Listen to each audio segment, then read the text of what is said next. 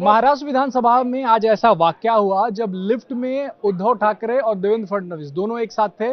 उस वक्त बीजेपी के नेता प्रवीण दरेकर भी थे। सर, क्या हुआ था? दोनों एक साथ हुए, कुछ चर्चा भी हुई क्या? मुझे लिफ्ट दे दो, इसी तरह की चर्चा है, लेकिन वो केवल एक योगायोग था। देवेंद्र जी, उद्धव जी और मैं लिफ्ट में गए, तभी कोई ने कहा कि अरे ऐसा इकट्ठा हो गया तो अच्छा होगा। तो इसके बारे में उन्होंने टिप्पणी की देवेंद्र जी को देख के कि इसको बाहर निकालो। तो बोला मेरे को बाहर निकाल के इकट्ठा आने वाले हैं क्या? और इसका जवाब तुरंत हमें ऊपर दूसरे माले पे गया तभी मिला। उद्धव जी की एक दिशा थी, हमारी एक दिशा थी। वो विपक्ष की दिशा में गए और हम देवेंद्र जी के नेतृत्व में सत्ताधारी दिशा में गए।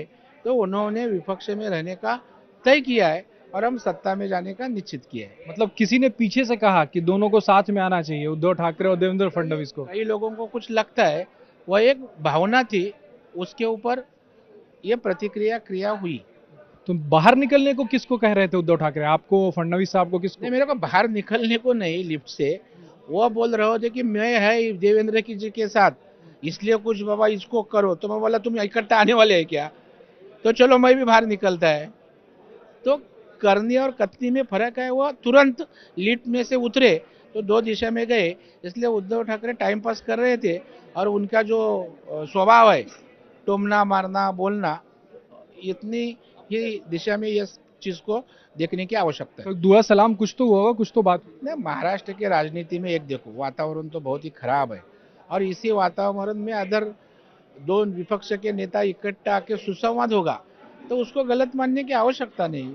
इस देश में महाराष्ट्र में कल्चर राजनीति होती है और बात करना ये अच्छा है। वो क्या दुश्मनी है राजनीति में? एक सवाल ये सर कि महायुति साथ में लड़ने का आप लोग मन बना रहे हैं, लेकिन सीटों के एडजस्टमेंट के को लेकर लग रहा है कि रसाकसी चल रहा है। अमोल मिटकरी कह रहे हैं, अमोल मिटकरी अभी सवेरे यहाँ आए थे, उन्होंने कहा कि 80 सीटें चाहिए, 100 सीटें चाहिए, अजीत पवार को मुख्यमंत्री बनाइए। ऐसा कौन बोल रहा है? अमोल मिटकरी कौन है? अमोल मिटकरी प्रदेश अध्यक्ष है क्या? अमोल मिटकरी राष्ट्रीय अध्यक्ष है। तो अमोल मिटकरी के बयान को आप क्यों सीरियस लेते हो? क्या उनको पार्टी ने अधिकृत किया है? वो पार्टी जाहिर करे। जो चीज में कोई मतलब नहीं उसके ऊपर बहस करना, नहीं तो रिएक्शन देने की क्या जरूरत है? उसको मैं महत्व देता नहीं।